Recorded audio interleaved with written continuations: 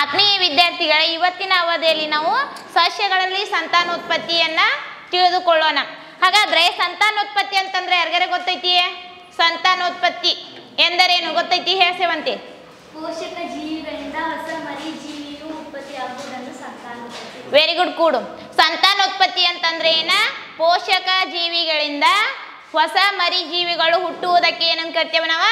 ಸಂತಾನೋತ್ಪತ್ತಿ ಅಂತ ಹೇಳಿ ಕರಿತೇವೆ. ಹಾಗಾದ್ರೆ ಸಂತಾನೋತ್ಪತ್ತಿಯ ವಿಧಗಳು ಬರ್ತಾವ.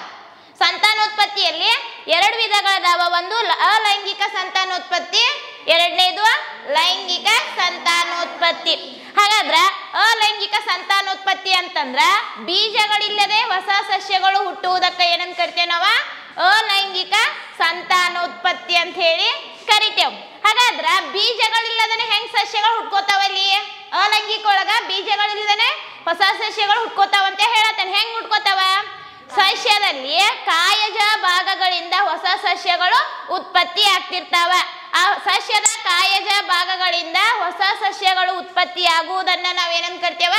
ಕಾಯಜ ಸಂತಾನೋತ್ಪತ್ತಿ ಅಂತ ಹೇಳಿ ಕರಿತೇವೆ. ಹಾಗಾದ್ರ ಕಾಯಜ ಭಾಗಗಳು ಬೇಕಲ್ಲ ನಮಗ, ಹೌದಿಲ್ಲ? ಕಾಯಜ ಭಾಗಗಳು ಯಾವ್ಯಾವ ಅಂತಂದ್ರ ಬೇರು, ಕಾಂಡ, ಎಲೆ ಮತ್ತು ಮೊಗ್ಗು. ಈ ಭಾಗಗಳಿಂದ ಏನಾಕತಿ? ಅಲೈಂಗಿಕ ಸಂತಾನೋತ್ಪತ್ತಿಯ ಕ್ರಿಯೆಯಲ್ಲಿ ಹೊಸ ಸಸ್ಯಗಳು ಉತ್ಪತ್ತಿ ಆಗ್ತಾವ. ಇದನ್ನ ನಾವೇನಂತ ಕರಿತೇವ? ಅಲೈಂಗಿಕ ಸಂತಾನೋತ್ಪತ್ತಿ ಅಂತ ಹೇಳಿ ಕರಿತೇವೆ. ಇನ್ನೆಷ್ಟು ಲೈಂಗಿಕ ಸಂತಾನೋತ್ಪತ್ತಿ. ಲೈಂಗಿಕ ಸಂತಾನೋತ್ಪತ್ತಿ ಅಂತಂದ್ರ ಪೋಷಕ ಜೀವಿಗಳಾದ ಎರಡು ಪೋಷಕ ಜೀವಿಗಳಾದ ಪುರುಷ ಲಿಂಗಾಣು ಮತ್ತು ಹೆಣ್ಣು ಲಿಂಗಾಣು ಸಂಯೋಗಗೊಳ್ಳುವಂತಹ ಪ್ರಕ್ರಿಯೆಗೆ ನಾವೇನಂತ ಕರಿತೇವ? ಲೈಂಗಿಕ ಸಂತಾನೋತ್ಪತ್ತಿ. ಇನ್ನ ಲೈಂಗಿಕ ಸಂತಾನೋತ್ಪತ್ತಿಯಲ್ಲಿ ಸಸ್ಯದಲ್ಲಿ ಲೈಂಗಿಕ ಸಂತಾನೋತ್ಪತ್ತಿಯ ಭಾಗ ಯಾವ್ದಾಗಿರ್ತೈತಿ? ಹೂವು. ಹೂವು ಅನ್ನೋದೇನಾಕತಿ? ಲೈಂಗಿಕ ಸಂತಾನೋತ್ಪತ್ತಿಯಲ್ಲಿ. ಯಾವ್ದ್ರ ಲೈಂಗಿಕ ಸಂತಾನೋತ್ಪತ್ತಿ? ಸಸ್ಯದ ಲೈಂಗಿಕ ಸಂತಾನೋತ್ಪತ್ತಿ ಪ್ರಕ್ರಿಯೆಯಲ್ಲಿ ಹೂವು ಲೈಂಗಿಕ ಸಂತಾನೋತ್ಪತ್ತಿಯ ಭಾಗ ಆಗಿರ್ತೈತಿ. ಇನ್ನ ಹೂವಿನ ಹೆಣ್ಣು ಪ್ರಜನನ ಭಾಗ ಶಲಾಕೆ ಆಗಿರ್ತೈತಿ. ಎಲ್ಲಿ? ಹೂವಿನೊಳಗ ಲೈಂಗಿಕ ಸಂತಾನೋತ್ಪತ್ತಿ ಪ್ರಕ್ರಿಯೆ ನಡೀತಿರ್ತೈತಿ. ಹಾಗಾದ್ರೆ ಅಲ್ಲಿ ಹೆಣ್ಣು ಪ್ರಜನನ ಭಾಗ ಯಾವ್ದಾಗಿರ್ತೈತಿ? ಶಲಾಕೆ. ಇನ್ನೆಷ್ಟು ಗಂಡು ಪ್ರಜನನ ಭಾಗ ಅಥವಾ ಪುರುಷ ಪ್ರಜನನ ಭಾಗ, ಅದಕ್ಕೇನಂತ ಕರಿತೇವ? ಕೇಸರ. ಅದಕ್ಕೆ ಇನ್ನೊಂದು ಹೆಸರೇನ? ಪರಾಗ ಕೋಶ. ಎಲ್ಲಿಯೇ? ಸಸ್ಯದಲ್ಲಿ ಹೂವಿನಲ್ಲಿ. ತಿಳಿಯತಿಲ್ಲ? ಸಸ್ಯದಲ್ಲಿ ಹೂವಿನಲ್ಲಿ ಹೆಣ್ಣು ಪ್ರಜನನ ಭಾಗ ಮತ್ತು ಪುರುಷ ಪ್ರಜನನ ಭಾಗಗಳಿರ್ತಾವ. ಹೆಣ್ಣು ಪ್ರಜನನ ಭಾಗ ಶಲಾಕೆ ಆಗಿರ್ತೈತಿ, ಪುರುಷ ಪ್ರಜನನ ಭಾಗ ಕೇಸರ ಆಗಿರ್ತೈತಿ. ಇನ್ನ ಪರಾಗಕೋಶ ಅಥವಾ ಕೇಸರ, ಈ ಪರಾಗಕೋಶಗಳು ಪುರುಷ ಲಿಂಗಾಣುಗಳನ್ನ ಉತ್ಪತ್ತಿ ಮಾಡುವಂತಹ ಪರಾಗರೇಣುಗಳನ್ನ ಹೊಂದಿರ್ತೈತಿ. ಯಾವುದು? ಕೇಸರ ಅಥವಾ ಪರಾಗಕೋಶ ಪುರುಷ ಲಿಂಗಾಣುವನ್ನ ಉತ್ಪತ್ತಿ ಮಾಡುವಂತಹ ಪರಾಗರೇಣುಗಳನ್ನ ಹೊಂದಿರ್ತೈತಿ. ಇನ್ನ ನೆಕ್ಸ್ಟ್ ಶಲಾಕೆ, ಹೆಣ್ಣು ಪ್ರಜನನ ಭಾಗ ಶಲಾಕೆ ಐತಿ. ಆ ಶಲಾಕೆ ಏನನ್ನ ಒಳಗೊಂಡಿರ್ತೈತಿ ಅಂತಂದ್ರ ಶಲಾಕಾಗ್ರ, ಶಲಾಕ ನಳಿಕೆ ಮತ್ತು ಅಂಡಾಶಯವನ್ನ ಒಳಗೊಂಡಿರ್ತೈತಿ. ಈ ಅಂಡಾಶಯದಲ್ಲಿ ಒಂದು ಅಥವಾ ಒಂದಕ್ಕಿಂತ ಹೆಚ್ಚು ಅಂಡಕಗಳಿರ್ತಾವ. ಎಲ್ಲಿ? ಅಂಡಾಶಯ ಒಳಗ ಒಂದು ಅಥವಾ ಒಂದಕ್ಕಿಂತ ಹೆಚ್ಚು ಅಂಡಕಗಳಿರ್ತಾವ. ಆ ಅಂಡಕಗಳಲ್ಲಿ ಏನು ಉತ್ಪತ್ತಿ ಆಗ್ತಿರ್ತಾವ? ಅಂಡಗಳು ಉತ್ಪತ್ತಿ ಆಗ್ತಿರ್ತಾವ ಅಥವಾ ಹೆಣ್ಣು ಲಿಂಗಾಣುಗಳ ಉತ್ಪತ್ತಿ ಆಗ್ತಿರ್ತಾವ. ಎಲ್ಲಿಯೇ? ಅಂಡಾಶಯದ ಅಂಡಕದಲ್ಲಿ. ಇನ್ನೆಷ್ಟು ಈ ಕೇಸರ ಮತ್ತು ಶಲಾಕೆ ಅಂತ ಹೇಳಿ, ಹೆಣ್ಣು ಪ್ರಜನನ ಭಾಗ ಶಲಾಕೆ, ಗಂಡು ಪ್ರಜನನ ಭಾಗ ಕೇಸರ. ಏಕಲಿಂಗಿ ಹೂವು ಮತ್ತು ದ್ವಿಲಿಂಗಿ ಹೂಗಳಂತ ಹೇಳಿ ಬರ್ತಾವ. ಏಕಲಿಂಗಿ ಹೂವು ಅಂತಂದ್ರ ಈ ಕೇಸರ ಮತ್ತು ಶಲಾಕೆಯಲ್ಲಿ ಯಾವುದಾದ್ರೂ ಒಂದನ್ನ ಒಳಗೊಂಡಿತ್ತು ಅಂತಂದ್ರ ಆ ಹೂವನ್ನ ನಾವೇನಂತ ಕರಿತೇವ? ಏಕಲಿಂಗಿ ಹೂ ಅಂತೇಳಿ ಕರಿತೇವೆ. ಇನ್ನು ದ್ವಿಲಿಂಗಿ ಹೂ ಅಂತಂದ್ರ ಕೇಸರ ಮತ್ತು ಶಲಾಕೆ ಈ ಎರಡನ್ನ ಒಳಗೊಂಡಿತ್ತು ಅಂತಂದ್ರ ಅದನ್ನ ಏನಂತ ಕರಿತೇವ? ದ್ವಿಲಿಂಗಿ ಹೂ ಅಂತ ಹೇಳಿ ಕರಿತೇವೆ.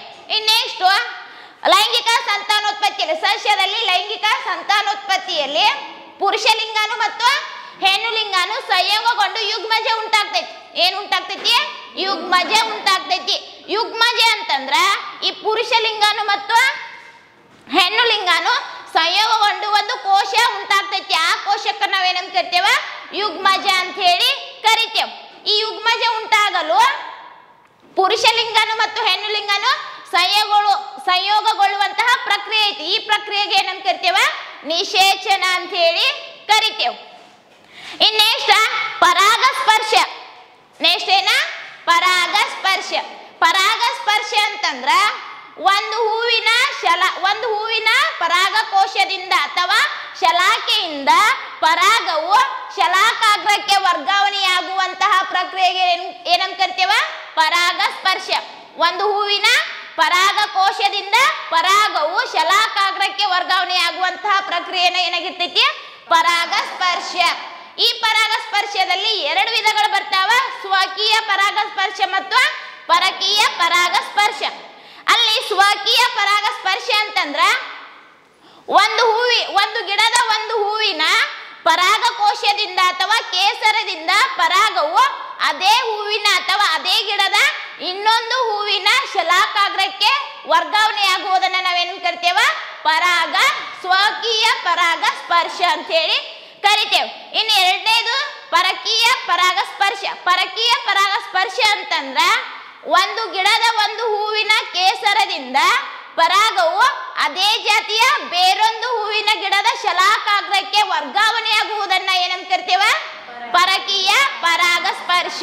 ಅರ್ಥಾತ್ ಸ್ವಕೀಯ ಅಂತಂದ್ರೆ ಏನ ಪರಕೀಯ. ಸ್ವಕೀಯ ಅಂತಂದ್ರ ಆ ಒಂದು ಹೂವು ಒಂದ್ ಗಿಡದೊಳಗ ಒಂದು ಹೂವು ಇರ್ತೈತಿ, ಆ ಹೂವಿನ ಕೇಸರದಿಂದ ಪರಾಗವು ಅದೇ ಹೂವಿನ ಅಥವಾ ಅದೇ ಗಿಡದ ಇನ್ನೊಂದು ಹೂವಿನ ಶಲಾಕಾಗ್ರಕ್ಕೆ ವರ್ಗಾವಣೆ ಆಯ್ತು ಅಂದ್ರ ಸ್ವಕೀಯ ಪರಾಗಸ್ಪರ್ಶ ಆಗಿರ್ತೈತಿ.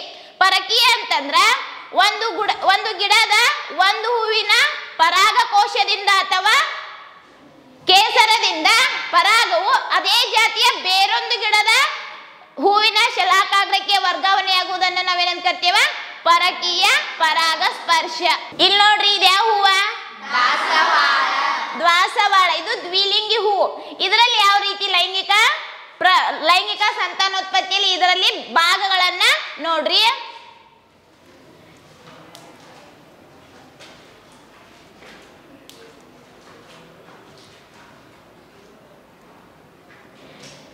ಇದೇನೀಗ ಶಲಾಕ ನಳಿಕೆ, ಇವು ಶಲಾಕಾಗ್ರ ಶಲಾಕ ನಳಿಕೆ, ಇದು ಅಂಡಾಶಯ.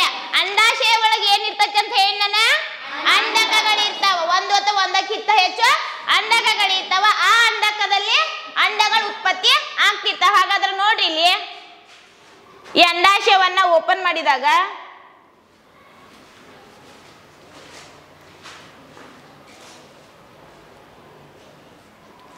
ಇದೇನ ಅಂಡಕ. ಈ ಅಂಡಕದಲ್ಲಿ ಏನಾಗ್ತಾವ ಈಗ ಅಂಡಗಳು ಉತ್ಪತ್ತಿ ಆಗಿರ್ತಾವ ನೋಡ್ರಿ.